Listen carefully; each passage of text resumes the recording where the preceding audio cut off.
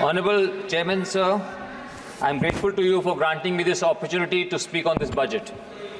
First and foremost, I extend my heartiest congratulations to Honorable Finance Minister Nirmala Sitharaman ji for presenting the budget for a record 7th time. Sir, this budget is an important step in the spectacular journey of our country to be developed by 2047. The unprecedented development and progress witnessed by us during the last decade under the inspiring leadership of our Honorable Prime Minister, Shri Narendra Modi, is admirable. Admirable because at a time when most of the countries, including the developed ones, were facing economic challenges and challenges on other front, India, in spite of its very large population and diversity, has set an example of a truly welfare state and a model economy. Sir, we are already the 5th largest economy in the world, and in the next few years we are going to go on to become the 3rd largest. This is a great achievement, something that we can all be very proud of.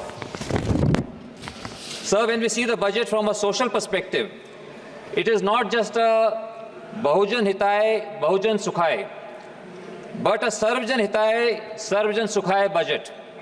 It contains welfare measures and schemes for the marginalized and the deprived, including the women, the poor, the farmers, scheduled caste, scheduled tribe, and the youth, who constitute more than 65% of our population.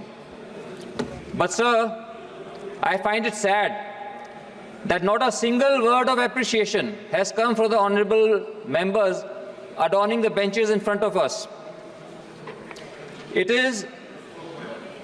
it is only for the sake of criticism, then in my view, they are at risk of losing their credibility.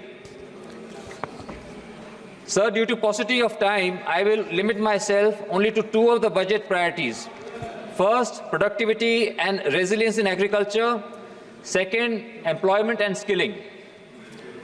Hopefully, my honorable friends will be able to appreciate the budget at least on these 2 critical points. सभापति जी, कौशल विकास पर बोलते हुए मैं बहुत भावनाओं से भरा हुआ हूँ, क्योंकि मुझे मेरे प्रेरणा स्रोत मेरे पिता श्री ओपी जिंदल जी की याद आ रही है, जो 11वीं लोकसभा के सदस्य थे। उन्होंने अपने हाथों से हल चलाने से लेकर अपने हाथों से स्टील उद्योग के अंदर काम किया। बाबूजी कारखानों में काम करने वालों के कौशल व सम्मान पर सदैव ध्यान देते थे। वो हाथ से काम करने वालों को भगवान विश्वकर्मा का स्वरूप मानते थे और इंजीनियर्स को भी उनसे सलाह लेने को कहते थे। अध्यक्ष जी, श्री ओपी जिंदल जी ने देश को स्टील के उत्पादन में आत्मनिर्भर बनाने के लिए व पिछड़े और दलितों को उनका पूरा सम्मान दिलाने के लिए अपना जीवन समर्पित कर दिया। उनके उच्च आदर्शों से प्रेरणा लेते हुए मैं आज आपके माध्यम से इस गरिमामय सदन में मैं संकल्प करता हूं कि विश्व के धर्म क्षेत्र और मेरे कर्म क्षेत्र हरियाणा के कुरुक्षेत्र और कैथल जिले में तथा छत्तीसगढ़ के रायगढ़ जिले के अंदर हम भारत के सबसे अच्छे नहीं बल्कि दुनिया के सबसे अच्छे हम विकास कौशल केंद्र हम स्थापित करेंगे।